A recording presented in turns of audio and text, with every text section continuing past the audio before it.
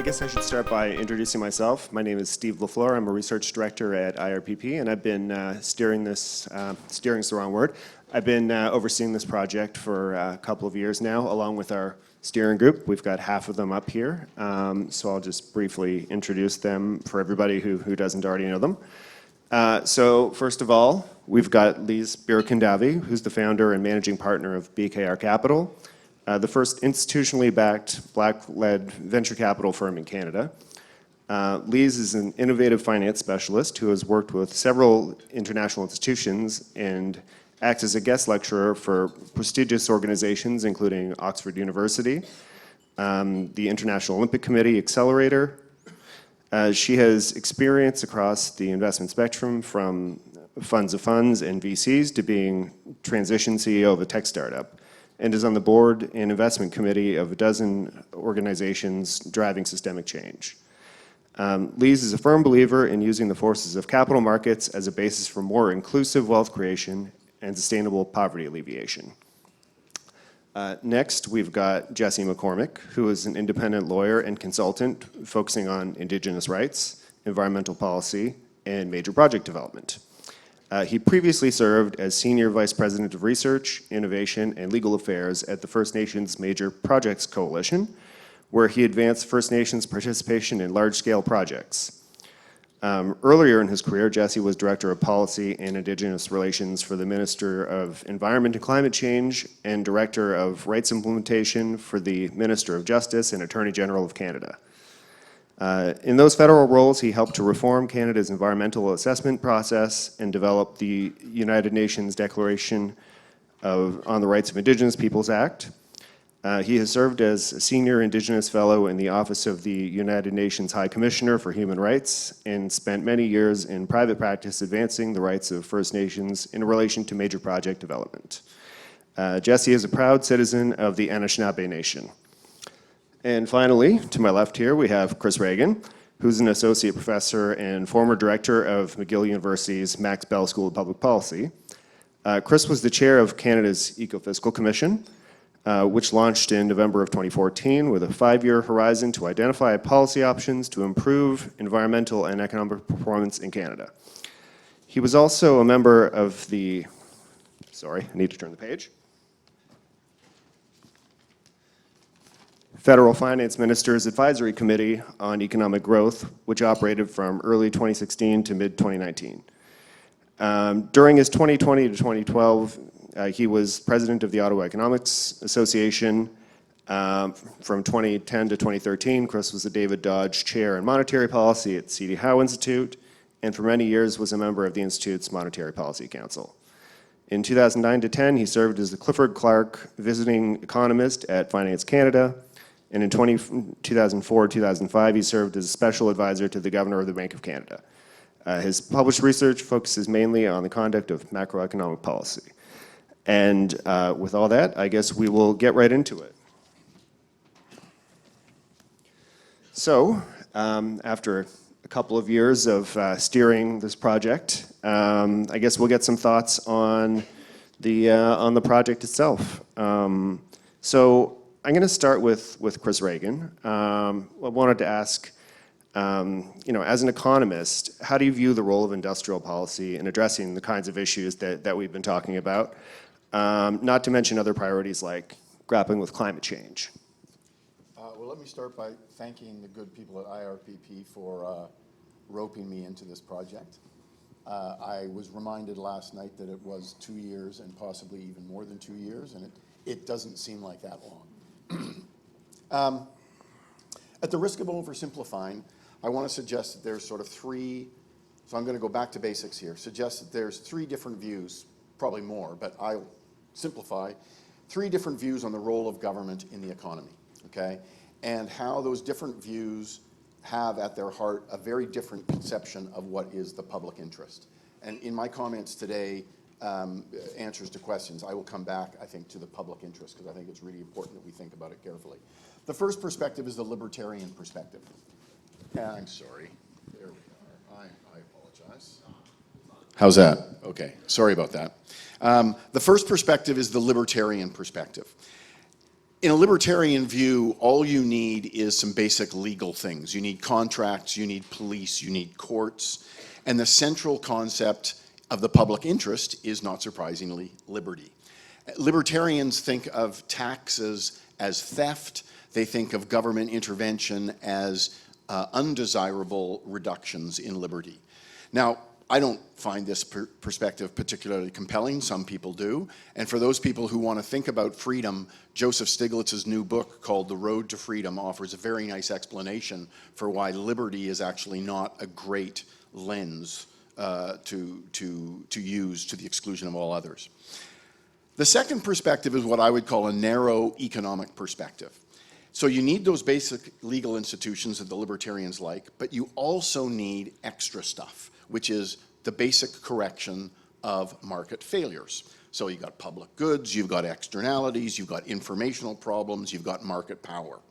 Now, the central concept of the public interest in this view is economic value, not market value, economic value, and which is the same thing, more or less, as what economists usually use the words allocative efficiency. By the way, parenthetical comment, for those non-economists out there, efficiency that we as economists talk about a lot, terrible, terrible term, because economists use the concept of efficiency, first of all, in multiple ways, and we also use it differently than normal human beings, okay? So let's just talk about economic value. Now, this approach of sort of maximizing economic value has an attempt at objectivity. Okay? Because a dollar of value here is viewed as perfectly substitutable with a dollar of value there. Most normal human beings do not think that is the same, but economists are just adding up total amount of value. Now, the third perspective, which I actually think is the most common perspective among economists, and probably policymakers too, is what you might call a broader socioeconomic perspective. So you need the basic legal institutions that the libertarians like. You want to correct the market failures that happen in that narrow economic view, plus you want to achieve some broader social objectives, okay, which typically have nothing to do with allocative efficiency. So better income distribution, social responsibility, things like mandatory participation in jury duty or mandatory participation in national service. That's social responsibility. There are also moral concerns about market transactions. By the way, on your reading list here, if you haven't read What Money Can't Buy by Michael Sandel, Harvard philosopher, very nice book that gets into this notion of how some market transactions actually involve a moral corruption and why we should think about that. Now, the central concept of public interest in this broader socioeconomic view is economic value plus other things. Economic value plus other things. Well, you immediately get to the point where there might be trade-offs between economic value and these other things. And that means we should be prepared to pay a price in the form of given up, foregone economic value in order to achieve some other objective. So what price are we prepared to pay to have a better income distribution? What price are we prepared to pay to have greater social responsibility? What price are we prepared to pay, for example, to have greater national security? So where does industrial policy fit in? Industrial policy, on page 3 of our report, page 3, we say industrial policy is the government encouraging specific activities and outcomes that would not otherwise occur through market forces. Okay? That's a pretty good definition of industrial policy. Now, that could actually refer to the correction of market failures, because market failures, by their definition, are things that don't get corrected by the market themselves. You need some outside body, like a government, to correct those market failures. But most economists would not think of correcting market failures as industrial policy. I think most economists think of industrial policy as something in those other categories. 2 final observations on this. And I'll come back to this, I think, in later questions. We should be very, very clear about what those other objectives are. We should be as precise as possible about what those other objectives are and why they are in the public interest. It's too easy, in my view, to say, we need to support that strategic industry because it's a strategic industry. Like, what's special about that industry? Why is it really in the public interest to have more of that particular good produced than the market would do on its own? And the other thing is we need to think clearly about the trade-off between other objectives and economic value. In other words, what price are we prepared to pay to get one of these other objectives? And that actually, if you really start asking that question, you start thinking about how can we achieve those objectives in the most cost-effective way. I'll just stop there. Great. And by the way, when I was flipping the page, I realized I was remiss to also mention the rest of our steering group who are not currently up. They're going to be in a session later today. Emna Brahman from the Institut du Québec has graciously lent us her time as well. Jim Stanford, everybody knows Jim. Jim must be in here somewhere. There he is at the back, Jim Stanford. And also we got Glenn Hodgson, who also needs no introduction, currently at Momentous Global, who I've seen around for the day. So thank you all for lending your time as well. And also thank you to ISID, Industry, Science and Innovation Canada. You know, we've had a lot of good partners along the way, and we really appreciate all the help we've had and all the consultations we've been able to do with people in government like ISID. So thank you so much. It's really helped us develop all of our recommendations. So I want to turn to Lise now. So in the report, we described industrial policy as kind of a three-legged stool of strategy, evaluation, and governance. And we spent a lot of time, you know, talking about, you know, how to do things right, not just what to do, but how. So how important is, you know, getting these details right and having sound processes? I mean, it's everything. You know, if you don't have a sound process, even the boldest initiatives that you can put together will not succeed. And we've actually sort of really thought that through during all of our consultations. I think there's a lot of pushback around industrial policies for many of the reasons that Chris also mentioned just now. And so it's really important when you're going through those three core pillars that you ask yourself the right questions. So when you're first basically designing a sound strategy, having an understanding of what your objectives are really, right? What has been done before, doing that analysis, understanding why the private sector is not doing it yet, like who else is working on it, is it worth it? But I think deeper than that, it's also to reflect what Noah Smith was talking about this morning, is understanding how do you basically get everyone involved or removing barriers for execution. So we've talked about, and we're going to talk about it a bit more afterwards, but the full economic participation concept, which also basically touches with, you know, talent retention. We talked a bit earlier, well, Noah talked a bit earlier about the fact that, you know, Canada, we have this ability to attract the best talent, engineers, if we want to, that right now there's a beautiful opening as well to get, you know, people from south of the border. When we basically are designing those strategies, how do we make sure that we also take advantage of all the resources and skills that we have? And perhaps that might also basically generate short-term investment that might look like it's a lower return on investment in the short term. But what does that look like from a long-term perspective? So really assessing, you know, how we invest today for something that works well afterwards. Then the second step, after having basically crafted a solid strategy, is to basically make sure that we have proper governance. Making sure that we have all institutions that are aligned. Often it can also involve an arm's length institution as well to be able to implement properly. And we can also make sure that in that governance system, we also are inclusive of the private sector, of, you know, different regions, of the people of different backgrounds, Indigenous groups as well, making sure that there's still greater adoption and that what we're actually doing still benefits and reflects the views of the people it's benefiting as a country, right? And the third piece that we talked about from a good process perspective was evaluation, one that is hard. We've had some good examples from other countries seemingly doing it well. We looked at Australia that seemed to have, you know, good process, you know, 7 questions that they were asking themselves when looking at the different policies that they had put in place. What we looked at is how do we make sure that we are continuously looking at the progress, learning throughout. You know, how do we create a baseline analysis, you know, first start evaluating before we actually start working on projects, doing those regular interventions, maybe every 5 years, just making sure that when it's happening, we are evaluating, and also making sure that we don't necessarily have a short-term mindset. You know, industrial policies, the projects that we're working on take a long time.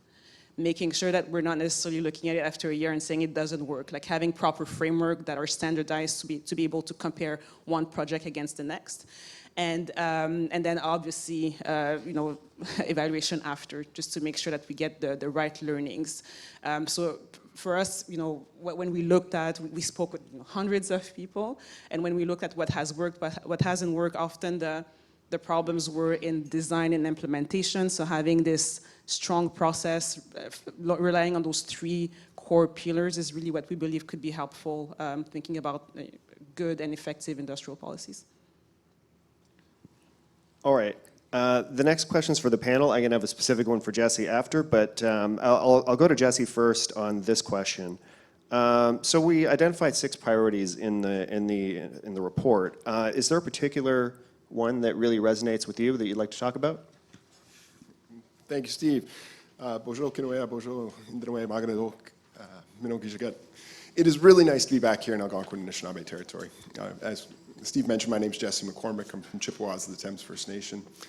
Very excited to be here with you and very honored to share this work with the IRPP, with the steering group, with all of the thoughtful guests that joined us for our workshops. The IRPP, I extend my compliments. We couldn't have been better treated as a steering group. The courtesies, the thoughtfulness, the support, the work, it was excellent. If the IRPP ever comes knocking and asks you to participate in one of their ventures, I encourage you all to say yes. The one that resonates with me is Indigenous economic reconciliation. The idea that we can utilize industrial policy as a mechanism for helping to improve the lives of Indigenous peoples. Chris said, and I believe he's quoted in the paper, industrial policy is inherently not neutral, and we need it to not be neutral. When you're facing the systemic barriers faced by Indigenous peoples in this country, recognizing that that foundation itself is the challenge to your betterment as a community, you need to not be neutral. So as we took on this challenge of, first we're going to define industrial policy, and if you haven't sat in a room at minute 45 of the conversation with a bunch of economists debating exactly what is industrial policy, you haven't lived. We learned a lot. I learned an immense amount from spending time with this group. But we really are working with a unique context within the Inuit, Métis, and First Nations context in Canada. We face a different set of challenges, different context for labor gap, for human capacity challenges, for infrastructure. You know, you can't deliver the goods if the road isn't there. And ultimately, barriers as well to the ability to exercise self-determination in the way that it's supposed to be exercised, in the way that it was reflected in the treaty relationship. We talked a little bit about some of the scholarship coming out of the United States. I remember a paper by Cass Sunstein out of the Harvard Law School. And I remember reading it, and he utilized freedom as a metric to determine whether a particular policy was improving a freedom or enhancing a freedom or restraining a freedom. It was the most American metric I'd ever seen, but it resonated with me. And if I could create a metric that was similar in Canada, specific to Indigenous peoples, it would be the metric of self-determination. Is this policy, is this approach enhancing of self-determination or restraining of self-determination?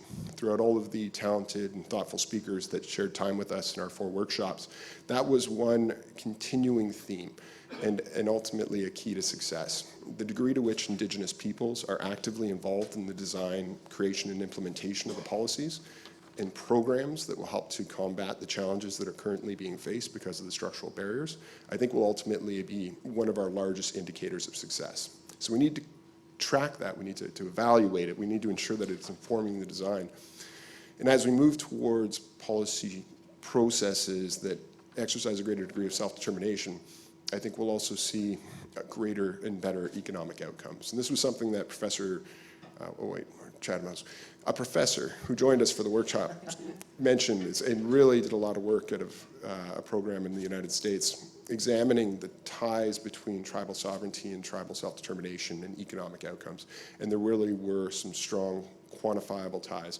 And I think Canada is still learning that lesson, but the space that was created by the IRPP for Indigenous voices, for thoughtfulness about this area of policy, I think, to me, is an enormous indicator that we're on the right path. Rich.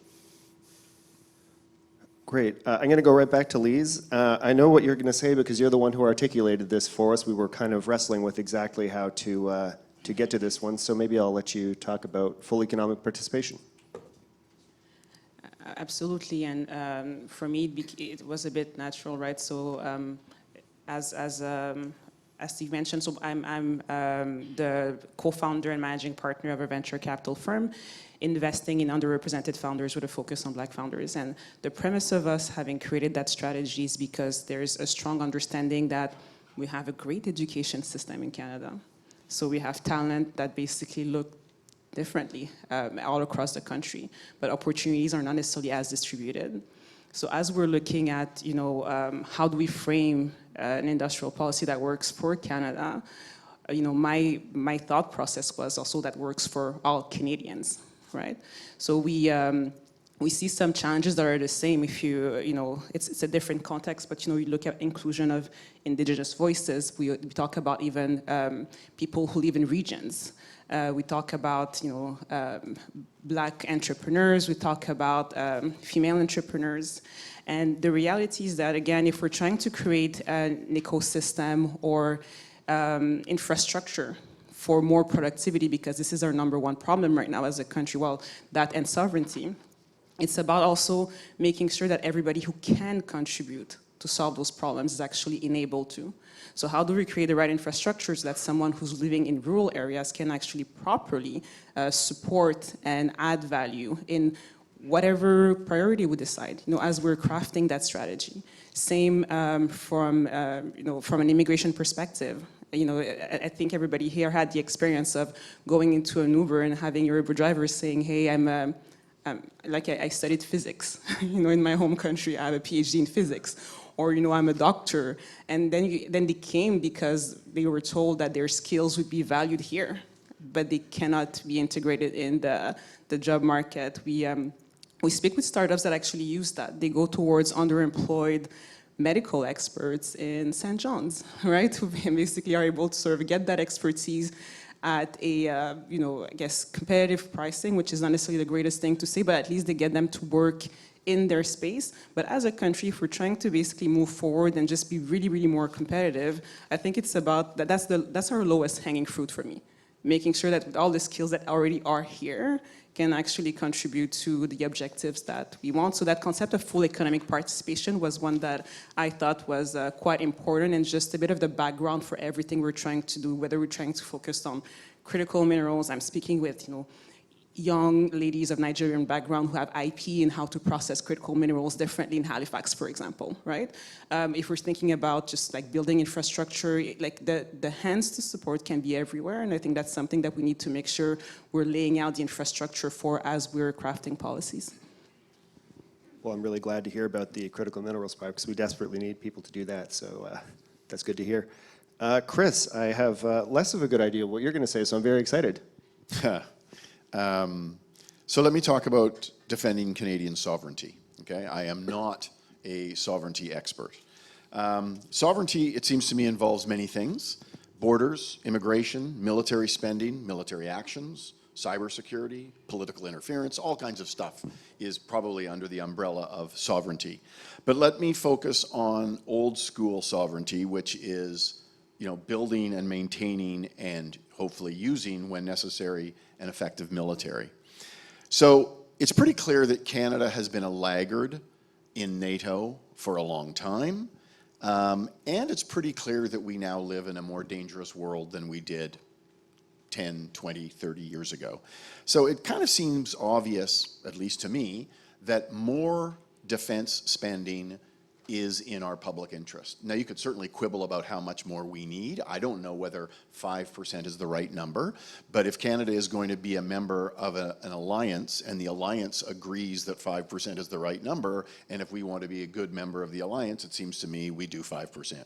So that just seems to me that it's pretty easy to argue that more military spending is in the public interest.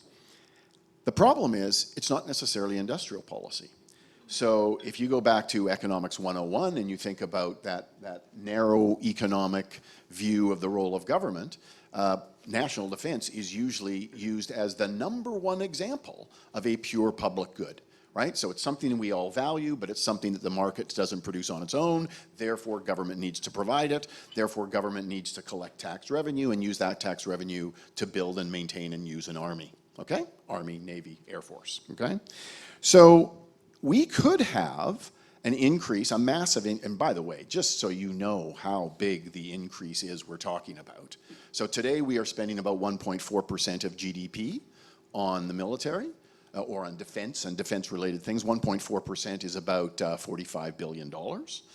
And that number will ramp up in terms of an increase of about $100 billion per year. Not to 100, not 100 over 5 years. It will go up to about 100 billion per year in several years. So there's a massive amount of money that, by the current commitments, are going to be spent.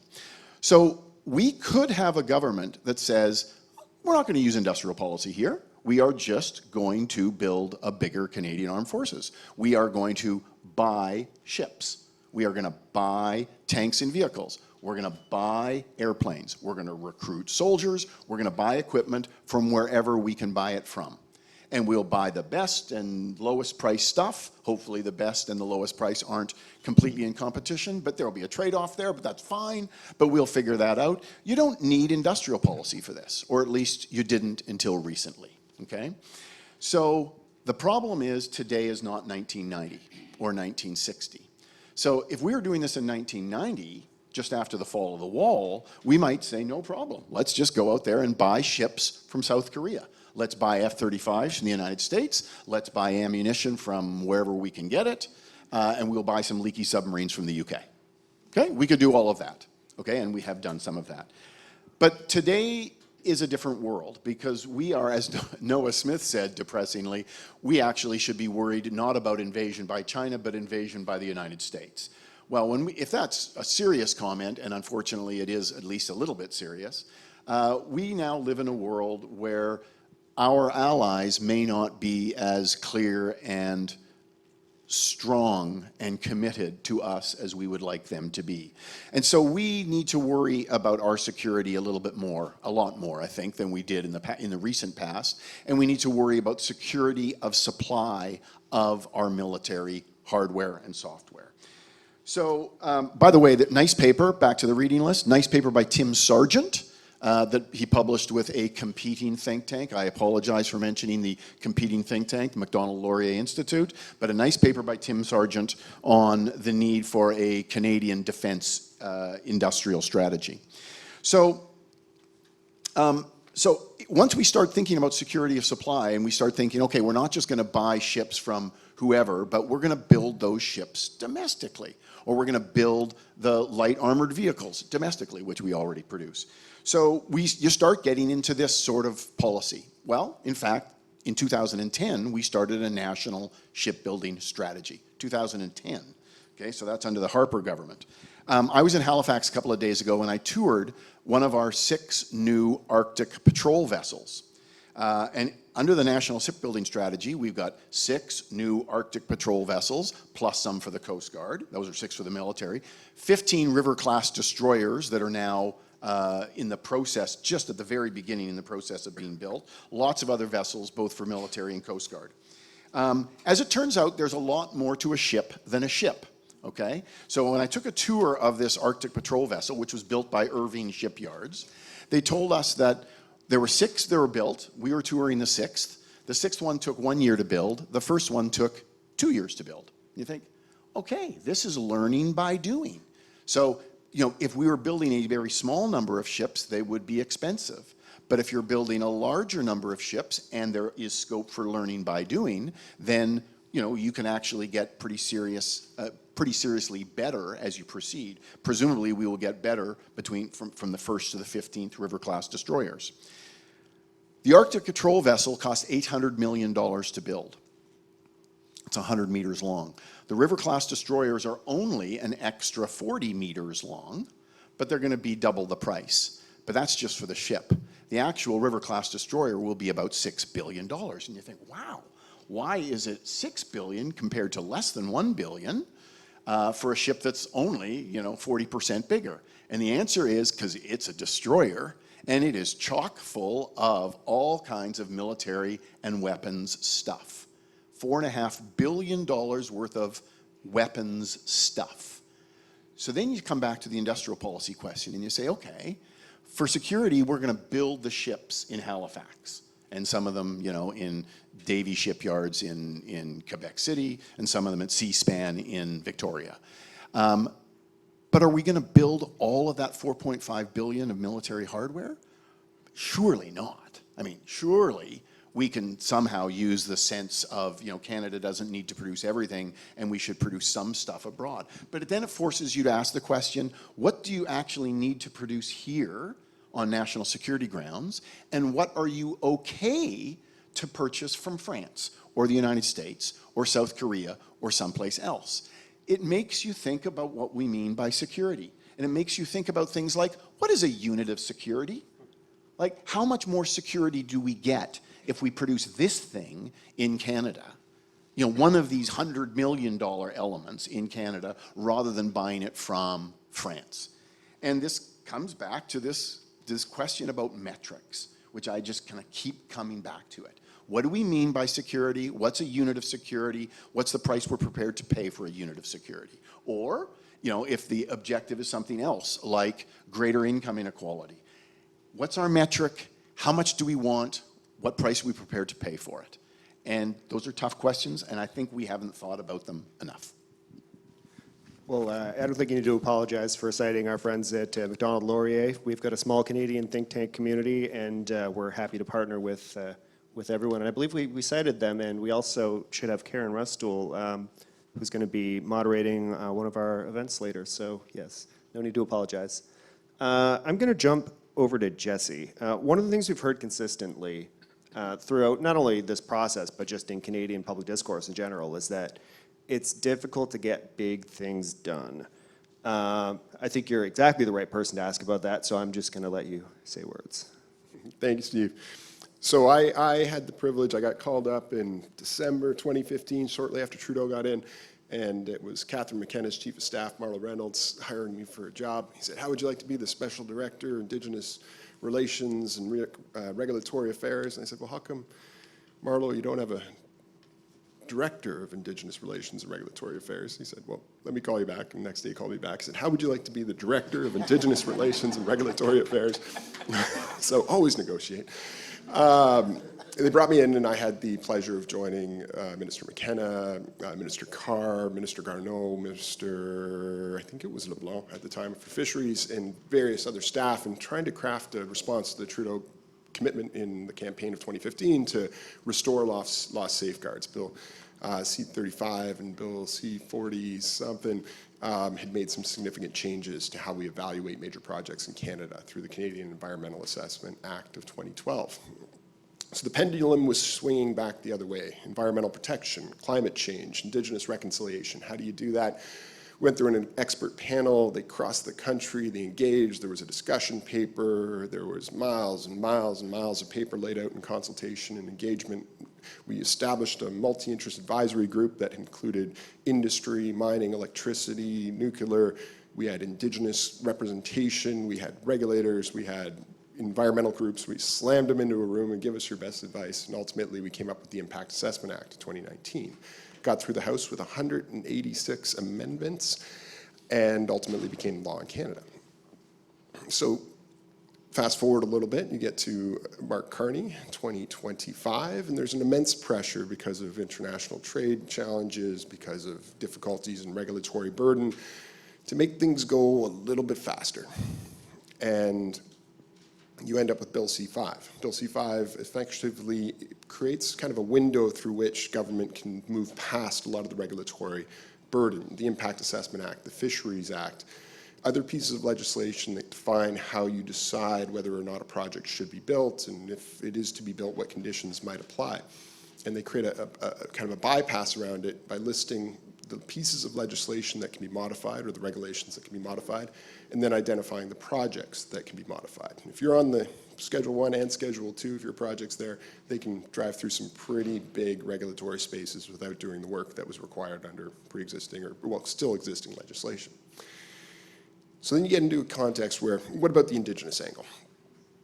And a lot of this comes down to trust. I used to work with a First Nation in Manitoba, and I remember them telling me a story about Manitoba Hydro coming up, and they were driving up some of their trucks into their territory because they were going to build some things. And they stopped the trucks, and they said, "You can't go this way, the road's out." And the truck driver said, "Well, which way do I go?" And they said, "You got to take the bridge." And he said, "Well, where's the bridge?" And he said, "Well, you haven't built it yet." Because there was a commitment in their agreement with Manitoba Hydro for the construction of that infrastructure to build a bridge. Manitoba Hydro didn't come through. My First Nation was supposed to receive 2 large parcels of land in southwestern Ontario from treaty for the establishment of reserves. We only received 1. We had a specific claim, we had a settlement for quite a bit of money. But you can go to any First Nation in the country and you can hear a story about an instance where they placed their trust in the government of Canada or the government of a province, and that trust wasn't upheld. And that's the context within which we're navigating the trust relationship that needs to take place for things to move quickly. So as you take an opportunity to bypass the regulatory, the hard black letter law that will protect your rights, interests, the environment, your interest, your ability to participate, and you say, we can do this faster, let's do it in partnership, you're going to see a lot of hesitation from a lot of Indigenous groups, and it's fair, and it's appropriate that that hesitation is there. And we're kind of at that tipping point at the top of the mountain where we'll see in this government's implementation of these opportunities to move faster, whether they're able to uphold those treaty commitments, whether they're able to uphold that trust-based relationship, or if they decide to be expedient and move past it and power through, push away some of those commitments and responsibilities. And we're just at the cusp of that. And I think it may seem attractive to take the faster road, but the impact of taking that faster road may be a much slower walk to the finish line. So for those who are involved in that work, would encourage you to do your best to uphold and exceed the commitments that have been made in relation to engagement with Indigenous peoples. Because we truly want to get things built. We really want to build these bigger things. We know that the pathway is faster if Indigenous peoples are active parts of designing and collaborating on those projects and seeing fair benefit for the impacts in their territories.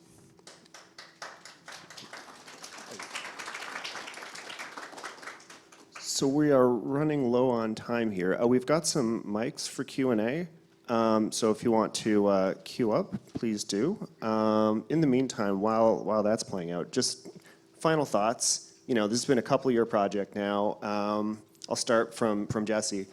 Is there something that you've been surprised by, or that you've changed your mind on, or learned that you really, think people from the outside might, be interested to learn? Well, it certainly reinforced my belief that we need specialized and targeted policy to address Indigenous participation, and we need Indigenous voices in the rooms where those things are being designed. That was reinforced through all the speakers and all the talented people we brought in.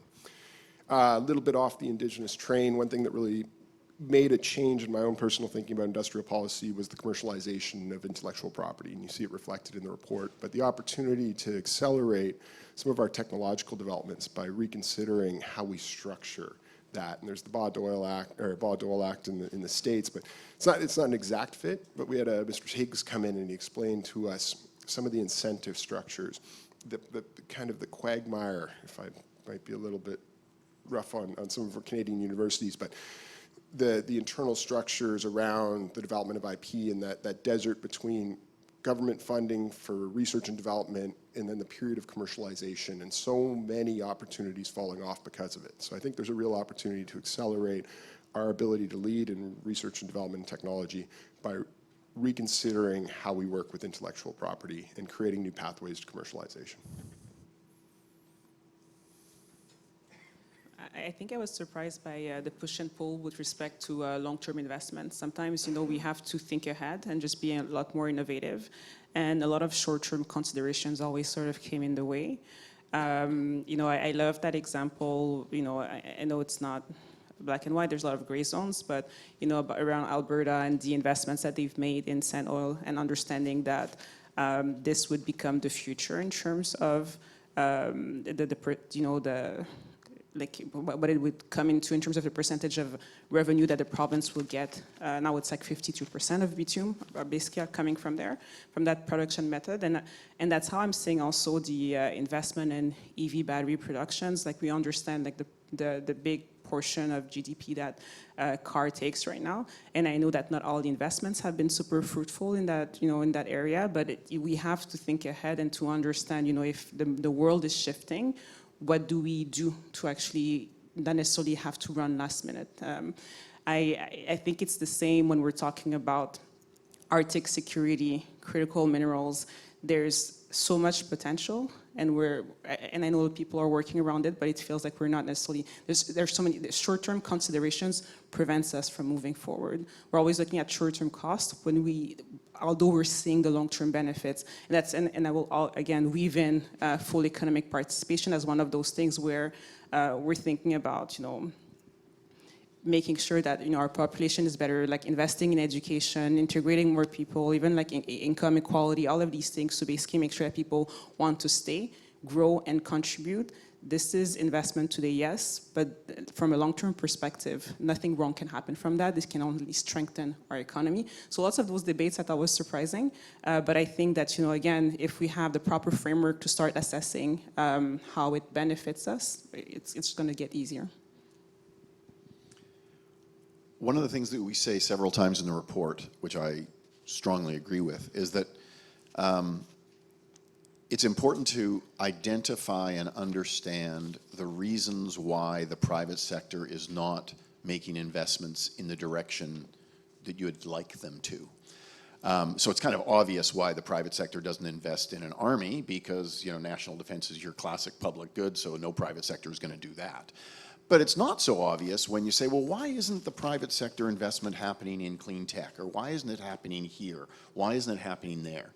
And to me, I guess the biggest learning in this process was as we went through these workshops and we talked to people about industries, from industries, how many of the obstacles to private investment you could sort of view through the lens of the need to de-risk. There were risks that the private sector just weren't prepared to take or couldn't take. There wasn't risk capital. So to me, it came down to very often, not always, but very often the solution was, okay, what can government do to actually, provide a mechanism to provide risk capital? And so this means you can quite often think about this actually as a conventional market failure in the form of failures in the capital market. And the policy solution, and we often talked about this, was filling gaps in financial markets, and which gets you to the financial crowns. And so in a couple of these workshops, we talked a fair amount about the financial crowns and whether there was actually a need for changing their mandate or adding an extra financial crown, because EDC has one mandate, BDC has one mandate, FCC has one mandate. You kind of think, oh, well, hold on, maybe there's, in this world that we live in, maybe there's some other sections, other failures in the capital market, and maybe what we need is either expanded mandates or a couple of extra financial crowns. All right, floor is open, but I've got a bunch of questions, so I am also happy to keep running through. Although I see somebody, please step up to the mic. David Chaundy, Atlantic Economic Council. Sorry, speak right into the mic if you can. Hello? Testing? David Chaundy with the Atlantic Economic Council. A lot of the ideas, recommendations in the report seem to suggest that it's going to take a little time. Like there's research, evaluation, and we're in an economic crisis where there's a need to move faster, and the Prime Minister's indicated we need to move faster. So in that context, political context, what is the one practical recommendation, advice that you would have for what could we do now that would be practical and fast, that wouldn't derail the longer term vision, but would get us moving in that direction? Because I heard what Jesse said, well, sometimes moving fast may actually be slower in the long term. So what one practical suggestion coming out of your report could we do now that would keep us moving in the direction that the report recommends? That is an excellent question. Thank you. One of the policy, or one of the principles that I really took away from this process was the idea that applying industrial policy, you want to apply to your almost wins. You want to accelerate the momentum that's already there. And I think there's a lot of momentum in terms of Indigenous entrepreneurship. And you run into a very big barrier, which is challenges in access to capital.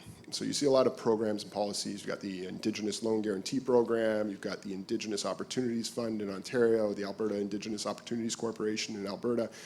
Those are backstops, opportunities to improve the lending rates for First Nations seeking to participate in major projects. If we can close more of those gaps, if we can create more financing opportunities at reasonable rates for Indigenous-led entrepreneurial opportunities, I think we would be accelerating major project development significantly, because if you're hinging on, I want to support this, but I can't support the impacts if I don't see something coming back to my community and offering a benefit to me and the future generations that wait before me, that's the way to unlock it. And it's not creating an economic downturn, it's accelerating economic development, but it's bringing Indigenous peoples into the boat. And I would say that expanding all of that, and we see that in the recommendation for an Indigenous Development Bank, another way to fill that access to capital gap. The more we can do to fill that access to capital gap, the faster things are going to get built. 2 crises ago, it was the financial crisis, the global financial crisis. I was at the Department of Finance for the 2009 and 2010 budgets. The 2009 was a classic Keynesian fiscal stimulus budget. There was about $36 billion at the time. That was, I don't know, 3%, 2.5% of GDP extra spending. One of the things that we learned very quickly, or relearned, is that it's almost impossible to spend large amounts of money both quickly and smartly. You can do one or the other, okay? You can piss away large amounts of money very quickly, but if you are going to spend money in a way that is good for the economy in the long run, it actually takes a little bit of time to think through it. I would say the same thing is true here. So I think you want to resist the temptation to say, we're in a crisis, therefore we have to do everything quickly. I think Canada has a bunch of economic challenges that predate the current context. 6 months ago, we should have been talking about interprovincial free trade, but we weren't. Right? 6 months ago, we should have been talking about a whole bunch of things, declining living standards, but we weren't. Okay? We've got a lot of challenges that really predate the re-election of Donald Trump. So I think we have to resist this temptation to scramble. That's not an argument for being slow, it's an argument for being thoughtful. And if we're going to design industrial policy not for the next 2 months or 2 years, but for the next 2 decades, then let's be thoughtful about how we do it. We've got a lot of smart people in the buildings around here, and they can think cleverly and they can think quickly, okay, but just make sure we do the proper thinking. And yeah, I saw there was a question from the front here. Thank you. Hello everyone, Victor Jacquet from Voltage Concordia University. I have a question for Liz regarding what you said regarding these people that you cross sometimes in your Uber driver and that have high degrees in their own countries. We have a lot of people like that on the campus around, especially in security, for example. And discussing with these people, usually they all come to the same conclusion, is that because they got a degree that they have to be recognized by the orders, either the order of the engineers or either the order of medical or whatever. And my question is, have you ever tried to face these orders and try to challenge them on this recognition of diplomas? Because that's one of the main barrier, and it's actually like a huge loss for Canada, right? Because you build an immigration policy based on brains retainment, you get the brains in, and then you have these orders inside, especially in Quebec, that explain to you that you cannot recognize this person as an engineer, for example, because they don't have the good stamp on it, which is debatable, I guess. Yeah, 100%. I was reflecting on the previous question, and your question sort of complements my thought process around it. What can we do today that can basically help us move forward? Obviously, we don't necessarily want to throw money in places where it doesn't make sense and not necessarily have proper assessments. But I think there's work that has been done. There's a lot of people working and trying to remove some barriers. And I think that in times where we need to be nimble, it's about looking at hearing those conversations, understanding where we should be more efficient at, and removing those barriers. Removing the barriers towards diploma recognition is a big one. There's different ways that you can test people's skills, especially, you're an engineer. I'm sure there's some exams you can do, like your medical professionals. And people have been working on basically programs on equivalencies. How do we remove the barriers to actually make these things happen? And that's maybe when, in times of crisis, that's probably what we should look at. How do we trade better within with each provinces? So that would be, I guess, there's, more capital, 100%. I was mentioning young entrepreneurs that are building incredible things and building IP in sectors of interest. But definitely trying to make sure that we can get more people involved in solving problems. So personally, I have not necessarily, that's not my line of work, I'm in the venture capital space, but I hope that if there are people here who are doing some work in terms of creating equivalencies and basically helping integrate the talent that we have in our country, that this is really a call to action in terms of how do we accelerate that, especially in this time. We have one quick question. Okay. Hello. Thank you for the great discussion. My name is James Cohen. I'm from Moody's. How do we factor in managing risk, especially for the bureaucracy going forward? Because we hear a lot that we want to move fast, take risks, and bureaucrats have heard it. I heard it on multiple panels. You hear the exhaustion from bureaucrats. Yeah, we've heard this before. But the second one thing goes wrong, the political masters are going to throw us under the bus. And there's been a number of procurement scandals in recent years that industry wants to work with government. We want to help develop the defense industrial base. But we know that there is, especially now, this let's all keep a very, very arm's length, everyone extra daylight. How do you think that the political masters can show to the bureaucracy and to industry that we want to be collaborative, will ingest some degree of risk without compromising transparency and integrity that would undermine the public's appetite to move forward in the current climate that we're in? Because all that can be eroded incredibly quickly with one scandal. I don't know the answer to that question, but I'm hoping that Michael Sabia does. And you said, how can we, take these risks and make decisions more quickly and maintain transparency? I'm not convinced that that's going to happen. I think we might be entering a world where decisions get made, stuff gets pushed through, and some transparency is sacrificed. I'm not advocating that. I'm predicting that may well be an outcome. But you should ask Michael Sabia the question. He'd be happy to answer, I'm sure. I'll help Michael Sabia out. And the fact that you're from Moody's gives it a little extra weight. I think there needs to be some pre-signaling. The government needs to go into this. Canadians are reasonable people. If you walk into your program and policy and approach and you communicate to Canadians that we're going to be taking on some risk, and we're not expecting 100% return on what we're investing in the Canadian economy, because we want to stretch, we want to achieve more, and that requires putting some at risk. I think if you pre-position it, I think Canadians will respond positively and understand that's necessary to achieve the goals we want to achieve. All right, unfortunately, we're going to have to end it there. It's been a great discussion, and thank you all for not only this panel, but for the last couple of years. And just for everybody in the audience, we're going to be back in here, same room, 11:05 for the next session. So get yourself some coffee, and we'll see you back.